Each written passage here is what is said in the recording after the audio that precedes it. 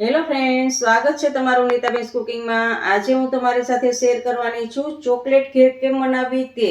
ઓછા પૈસામાં વધારે ચોકલેટ બનશે અને વળી મહેનત પણ ઓછી પડશે। અને જો તમારા બાળકોને ડ્રાયફ્રૂટ્સ ના ખાતા હોય તો આવી રીતે ચોકલેટમાં ડ્રાયફ્રૂટ્સ મિક્સ કરી અને પણ આપી શકો છો। અને ફ્રેન્ડ્સ, ચોકલેટ બનાવતા પહેલાં તમને મારી એક રિક્વેસ્ટ છે, જો તમને મારી રેસીપી ગમતી હોય તો વિડીયોને લાઈક અને શેર કરવાનું ભૂલતા નહીં। અને આવી જ નવી નવી રેસીપીના નોટિફિકેશન માટે મારી ચેનલને સબસ્ક્રાઈબ કરજો।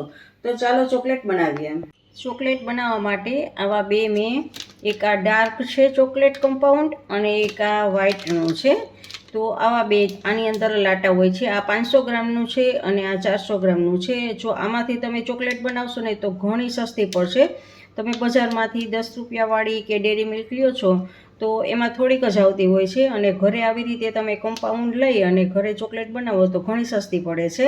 અને બાળકોને આવી રીતે હું ચોકલેટ તમને કેવી રીતે બનાવવું એ હું શીખડાવીશ। અને એવું છે પણ કે બાળકો ડ્રાયફ્રૂટ્સ ના ખાતા હોય તો એને ડ્રાયફ્રૂટ્સ ખવડાવવા હોય તો આ ચોકલેટમાં ડ્રાયફ્રૂટ્સ ભેળવી અને તમે ચોકલેટ બનાવીને બાળકોને ડ્રાયફ્રૂટ્સ ખવડાવી શકો છો। તો ચાલો આપણે કેવી રીતે બનાવીએ એ જોઈશું। તો આ બંનેમાંથી પહેલાં તો હું અડધી અડધી ચોકલેટ અંદરથી કાઢી લઈશ। લાટા છે એ અડધી અડધી બંનેમાંથી કાઢી લેશું આપણે। હવે આ બંને છે તો બંનેને આપણે ચપ્પુની મદદથી આવી રીતે ચપ્પુની મદદથી સમારી લેવાનું છે। અને ફ્રીજમાં રાખતા પહેલાં આવી રીતે આમ કરી લેવાનું છે અને વધે એટલું ફ્રીજમાં રાખવાનું છે। પણ જ્યારે પણ તમારે ચોકલેટ બનાવો ત્યારે અગાઉ આને બહાર કાઢી લેવાનું છે। એક દિવસ માટે અગાઉ બહાર કાઢી લેશું એટલે રૂમ ટેમ્પરેચર ઉપર આવી જશે। નહીંતર આવી રીતે ચપ્પુની મદદથી તમારી કીધે કટિંગ નહીં થાય, એટલું કડક થઈ ગયું હશે। એટલે એક દિવસ વહેલું કાઢી લેવાનું જ્યારે બનાવો ત્યારે। તો જો આવી રીતે કટ કરી લેશું આપણે બંનેને, વ્હાઈટ અને આ ચોકલેટ બંનેને આપણે આવી રીતે આમ કટ કરી લેશું। હવે આનું કટિંગ થઈ ગયું છે તો હવે આપણે આ વ્હાઈટને કટિંગ કરશું। તો આનું પણ જો આવી રીતે આમ થોડુંક હાર્ડ છે તો ચપ્પીની મદદથી આવી રીતે બંનેને આપણે આમ કટ કરી લેશું। આ બંનેના કટકા થઈ ગયા છે। ગેસ ઉપર ગરમ કરી અને આને ઓગાળવાનું છે, ઢીલું કરવાનું છે। જુઓ, ગેસ ઉપર તમે રાખશો ને એટલે એકદમ પીગળવા મળશે। તો હાવ પીગળી જાય, બધા જ કટકા પીગળી જાય ત્યાં સુધી આપણે એને આવી રીતે ચમચા હલાવવાનો છે। આ આપણે ઓગળી ગયું છે એકદમ। હવે આપણે ગેસ ઉપરથી લઈ લેવાનું છે અને આવી રીતે આમ હલાવવાનું છે। વ્હાઈટને પીગાળવામાં આપણે થોડુંક પાણીનો ઉપયોગ કરવાનો છે। થોડુંક પાણી આપણે એડ કરી અને આવી રીતે આમ પીગાળવાનું છે। તો જુઓ, આ બંને આપણે પીગાળી લીધા છે। હવે આને આપણે ગેસને ઓફ કરી દઈએ અને સારી રીતે ચમચાની મદદથી એકરસ કરી દઈએ। વ્હાઈટમાં પાણી નાખવું ખાસ જરૂરી છે, ડાર્કમાં પાણી નાખવાની જરૂર નથી। ત્યાં તમે ડાર્ક બનાવતા હો ત્યારે એમને પીગળી જશે। જુઓ, એક આ ચોકલેટ મોલ્ડ લીધું છે। આવા માર્કેટમાં મળતા હોય છે ચોકલેટ મોલ્ડ, અને આની કિંમત કાંઈ નથી, 20 રૂપિયાની ચોકલેટ મોલ્ડ આવે છે। તો આવું ચોકલેટ મોલ્ડ લઈ અને એમાં નીચે આપણે એક કાજુ રાખશું, અડધું ફાડું છે એ કાજુનું રાખશું આપણે આવી રીતે આમ। બધા જ મોલ્ડમાં પહેલાં ગોઠવી દેવાનું છે, આવી રીતે આમ ઊંધું રાખવાનું છે।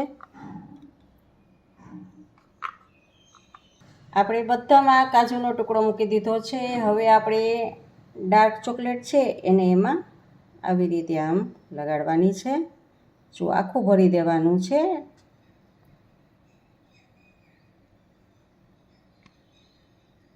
આવી રીતે બધા જમાં આમાં પણ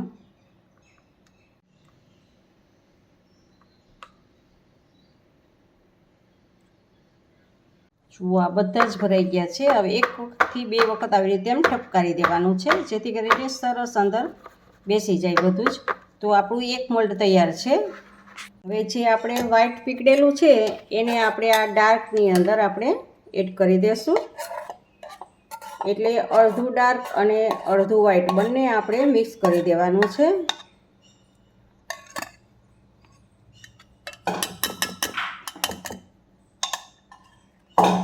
અને બંનેને સારી રીતે આવી રીતે આમ ઉમેરીને મિક્સ કરી દેશું।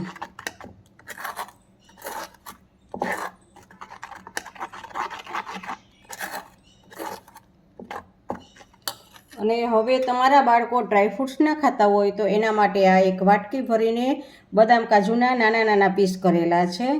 તો જો કાજુ અને બદામના, તો આ તમારે જેટલા એડ કરવા હોય એટલા તમે એડ કરી શકો છો. તો ડ્રાયફ્રૂટ્સ ના ખાતા હોય અને ચોકલેટ ખાવાના બહુ જ લાલચું હોય છોકરા, તો એના માટે ડ્રાયફ્રૂટ્સ તમારે ખવડાવવા હોય તો આવી રીતે ડ્રાયફ્રૂટ્સ મિક્સ કરી દેવાના છે. અને હજી વધારે તમારે મિક્સ કરવા હોય તો વધારે પણ કરી શકો છો. તો આ ડ્રાયફ્રૂટ્સવાળી ચોકલેટ બનશે. જો ચમચીની મદદથી આમાં આપણે ભરી દેવાનું છે.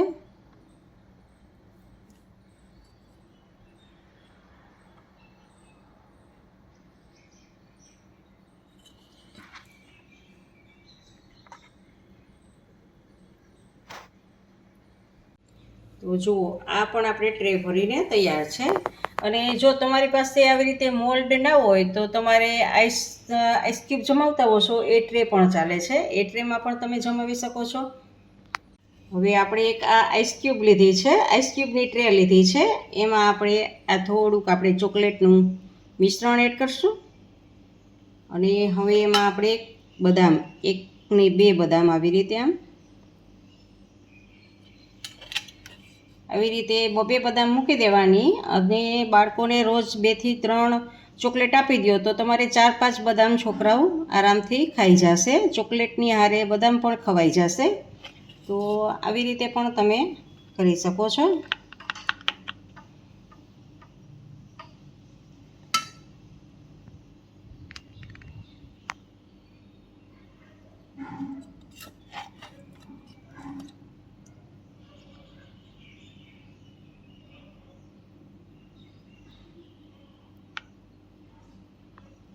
તો આવી રીતે આપણે આ ચોકલેટ બનાવીને તૈયાર છે. હવે આપણે આને 1 કલાક માટે ફ્રીજમાં સેટ થવા માટે મૂકશું.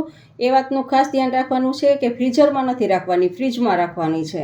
હવે આપણે આને 1 કલાક માટે ફ્રીજમાં સેટ થવા મૂકેલી હતી, એ સેટ થઈ ગઈ છે. તો હવે એને અનમોલ્ડ કરીએ. જો અમુક નીકળી ગઈ, બધી જ નીકળી જાય છે. અને ના નીકળતી હોય તો તમારે ચપ્પુ જીરીક અહીંયા આમ કરશો એટલે નીકળી જશે. પણ ઓલરેડી ઊંધી કરી તો બધી જ નીકળી ગઈ છે આપણે. ને જુઓ આપણી આપણે પછી આને 1 થી 2 કલાક માટે ડ્રાય થવા દેવાની છે. તો આપણી આ ચોકલેટ તૈયાર છે. જુઓ આવી રીતે આ 8 સ્ટેપમાં છે. જો એમાં પણ આપણે કાજુને એ નાખેલા છે, બદામને ડ્રાયફ્રૂટ્સવાળી બનાવેલી છે. અને આમાં આખી બદામ નાખેલી છે. તો આપણી આ ચોકલેટ તૈયાર છે.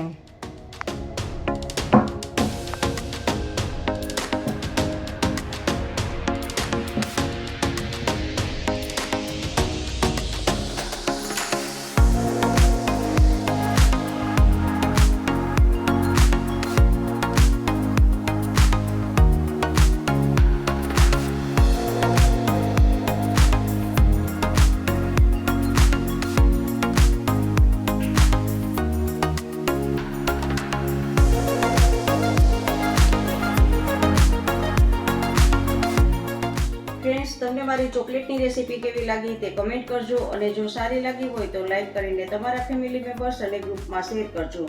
અને મારી ચેનલને સબસ્ક્રાઈબ કરવાનું ના ભૂલશો. આવજો, બાય. ફરી મળીએ એક નવી રેસીપી સાથે.